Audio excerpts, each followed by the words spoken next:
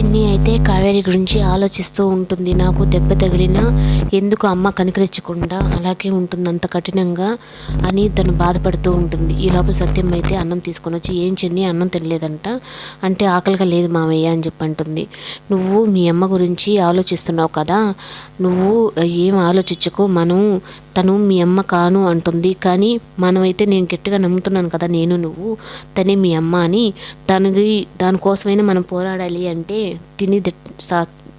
తిని ఉండాలి కదా, అలాగ ఉండాలి అంటే మనం రోజు తినాలి కదా అని చెప్పని తనకైతే ధైర్యం చెప్తాడు. అప్పుడు సరే మామయ్య నువ్వు తిన్నావా అని చెప్పానంటే, అప్పుడు ఈ లోపల చందు వచ్చి, నువ్వు తినకుండా ఎప్పుడైనా మా నాన్న తిన్నాడా చిన్ని అని చెప్పని అంటాడు. అప్పుడు ఒకరినొకరు తలుచుకుంటూ ఉంటే అప్పుడు సత్యంకైతే పరమారుతుంది. అప్పుడు మామయ్య మీ నానే మీ చెల్లెలే తలుచుకున్నట్టుంది అని చెప్పని చందు అంటే, అవును నిజంగా మా చెల్లెలు తలుచుకో ఉంటుంది, దేవుడితోనే పోరాడి తనే మా చెల్లెలు అని చెప్పి నిరూపిస్తానని చెప్పని చిన్నికైతే ధైర్యం చెప్తాడు సత్యం.